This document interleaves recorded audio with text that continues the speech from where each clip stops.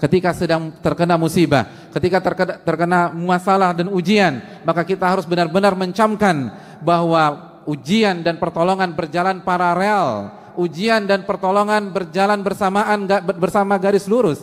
Tidak mungkin ujian meninggalkan pertolongan, tidak mungkin masalah meninggalkan pertolongan, karena Allah lah yang memberikan kita ujian, sebagaimana Allah juga yang memberikan kita pertolongan. Allah Subhanahu wa taala berfirman dalam hadits qudsi, "Ana 'inda dhanni 'abdi bi, in khairan fa khairun wa in syarran fa syarr." Aku tergantung prasangka hambaku terhadap diriku. Aku tergantung keyakinan hambaku terhadap diriku.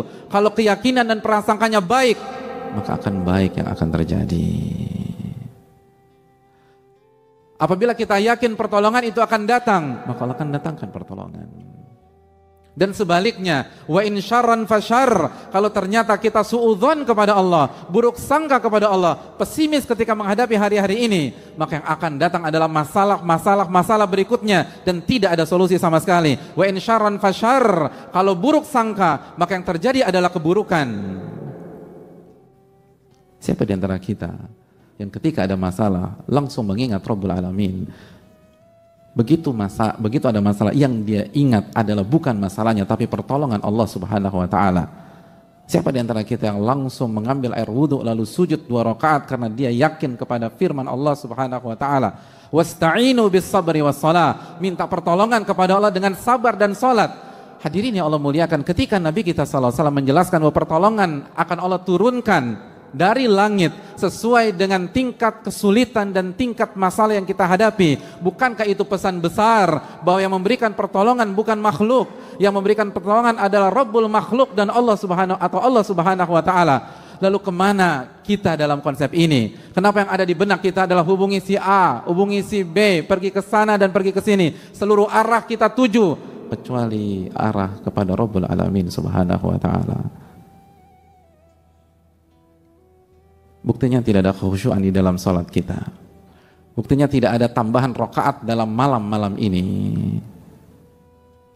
Mana air mata taubat kepada Rabbul Alamin? Mana rintihan Rabbi rzuqni atau Rabbi tuba alayya? Pertolongan datang dari Allah, maka mintalah kepada Rabbul Alamin. Perbanyaklah ibadah, perbanyaklah istighfar, perbanyaklah taubat. Pertolongan datang dari langit, jamaah, bukan dari teman. Pertolongan datang dari yang punya alam semesta. Sama kita lupa mengemis kepada Rabbul Alamin. Walillahi mulkus samawati wal ard, dan milik Allah kerajaan langit dan bumi. Kemana ayat itu di dalam hati kita? Hadirin yang Allah muliakan, hidup dan ujian tidak bisa dipisahkan. Allah Subhanahu wa taala berfirman dalam Al-Baqarah, "Am hasibatum an tadkhulul jannata wa lamma ya'tikum mathalul ladzina khalau min qablikum." Apakah kalian berpikir Anda akan masuk surga? Apakah kalian berpikir kalian akan masuk surga dan kalian belum mengalami ujian-ujian yang dialami oleh umat-umat sebelum kalian? Masathumul ba'sa wa dharra wa zulzilu. Mereka digoncang, mereka mendapatkan kesulitan, kesengsaraan, dan mereka digoncang-goncang, zulzilu. Mereka mengalami ujian seperti mengalami gempa bumi dalam kehidupan mereka. Zulzilu, digoncang di atas ke bawah, kanan kiri, digoncang-goncang oleh Allah. Sampai Rasul pada saat itu dan orang-orang beriman bertanya kepada diri mereka, mata nasrullah, kapan pertolongan Allah itu datang? Lalu Allah merespon, Allah inna nasrullahi qarib. Ketahuilah pertolongan Allah itu dekat. Pertolongan Allah itu dekat. Namun kita terburu-buru. Nabi SAW mengatakan, walakinnakum qaumun tasta'jilun. Oh, kama qala. Nabi SAW bersabda, tapi kalian adalah kaum yang selalu ingin terburu-buru. Ibadah nggak ditingkatkan, tapi ingin keluar dari masalah tersebut. Para ulama mengatakan, Anda ingin sukses, tapi Anda tidak melewati dan menapaki jalan kesuksesan. Inna safinata lam tajri alal yabas. Perahu itu tidak berjalan di atas daratan. Pertolongan datang dari Allah. Itu sabda Nabi kita SAW jika kita masih percaya dengan Nabi kita. Itu sabda Nabi kita SAW yang Allah firmankan dalam surat An-Najm ayat 3, wa ma yantiqu 'anil hawa in huwa illa wahyun yuha. Nabi tidak berbicara dengan hawa nafsunya, tapi wahyu yang Allah wahyukan kepada beliau. Dan di antara wahyu tersebut, pertolongan didatangkan dan diturunkan sesuai dengan tingkat kesulitan. Tingkat kesulitan 70%, pertolongan 70%. Tingkat kesulitan 80%, pertolongan 80%. Tingkat kesulitan 90%, pertolongan 90%. Tingkat kesulitan 99%, pertolongan datang 99%. Fa'tabiru ya ulil albab. Maka ambil pelajaran bagi orang-orang yang mampu berpikir jernih. Mungkin ada di antara kita yang bertanya, bukankah pertolongan seringkali tidak datang bersamaan dengan datangnya masalah dan ujian?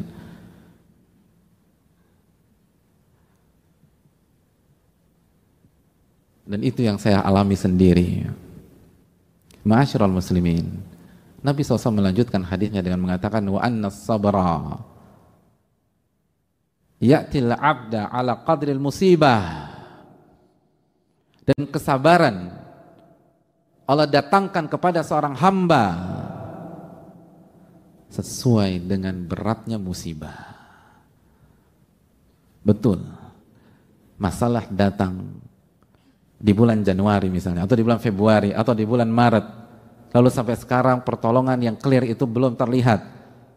Tapi Allah memberikan solusi, Allah berikan kesabaran yang membuat kita bisa menjalani hari-hari berat tersebut sampai benar-benar semuanya diselesaikan oleh Allah Subhanahu wa taala. Dan kesabaran yang Allah berikan sesuai dengan beratnya musibah yang kita rasakan. Kesabaran yang Allah berikan sesuai dengan rasa sakit yang kita rasakan. Kesabaran yang Allah berikan sesuai dengan kekuatan yang kita butuhkan. Wa anna sabara ya'til 'abda 'ala qadril musibah. Sabar akan didatangkan kepada hamba sesuai dengan beratnya musibah. Ini menunjukkan bahwa tidak ada alasan dan tidak ada pintu masuk untuk pesimistis. Tidak ada alasan dan tidak ada pintu masuk untuk lemah, untuk galau, untuk putus asa. Karena semua diberikan oleh Allah Subhanahu wa taala. Dan diberikan, bahasanya itu dikasih datang dari langit. Maka tidak ada alasan untuk tidak pede dengan diri kita sendiri. Tidak ada alasan mengatakan saya nggak mampu, saya nggak sanggup. Betul, siapa yang sanggup di antara kita? Sedangkan Allah berfirman dalam surat An-Nisa ayat 28, wa khuliqal insanu dha'ifa. Manusia diciptakan dalam kondisi lemah.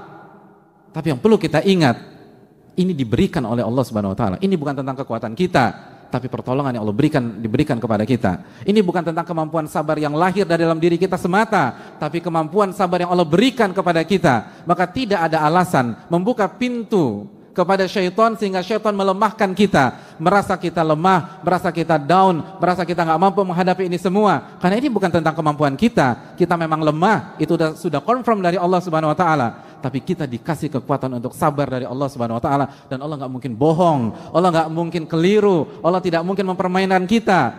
Alif Lam Mim, dzalikal kitabul la raiba fihi hudal lil muttaqin. Alif Lam Mim, kitab ini tidak ada keraguan sama sekali. Yang disampaikan adalah hak, tidak boleh diragukan dan tidak ada keraguan sama sekali, sebagai petunjuk bagi orang-orang yang bertakwa. Dan Allah menyatakan demikian, bahwa kesabaran akan didatangkan sesuai dengan beratnya musibah.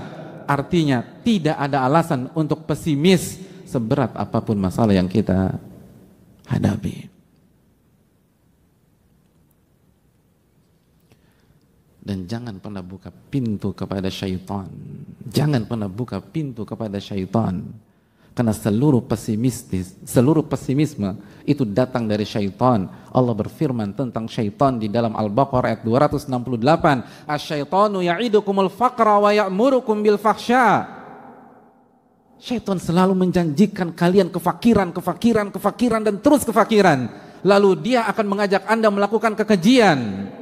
Semua pesimis, semua kelemahan, semua keputusasaan itu datang dari syaitan. Makanya ketika salah satu ulama terbaik dunia pada hari ini, Syekh Muhammad bin Muhammad Mukhtar Shinkiti, ditanya tentang masalah ini, beliau katakan seluruh pesimisme, seluruh rasa lemah, seluruh ketidakpercayaan diri, seluruh pertanyaan dalam diri kita, bisakah saya melampaui ini semua? Bisakah saya menghadapi ini semua? Itu dari syaitan, dari syaitan, dari syaitan. Separah apapun kondisi kita, walaupun itu gara-gara ulah kita, walaupun itu gara-gara dosa-dosa kita, karena bisa jadi kita mengatakan, tapi Pak Ustadz, ya saya terjatuh ke dalam jurang ini karena dosa-dosa saya sendiri, karena kesalahan fatal yang saya lakukan, karena maksiat. Betul, memang betul maksiat akan menjerumuskan kita, tapi apakah itu kartu mati? Tapi apakah itu membuat kita putus asa? Makanya jamaah sekalian, di dalam ayat di atas Al-Baqarah 268 ada kelanjutannya. Setelah Allah mengatakan syaitan membuat engkau merasa fakir terus dan menjanjikan kefakiran dan terus kefakiran, Allah lanjutkan, wallahu ya'idukum magfiratan minhu wa fadla, dan Allah menjanjikan ampunan darinya dan karunia darinya. Itu menunjukkan kalaupun kita dapat masalah karena kesalahan kita sendiri, jangan pernah putus asa, jangan pernah pesimis, karena Allah menawarkan ampunan buat kalian. Yang menawarkan pintu buntu atau jalan buntu hanya syaitan.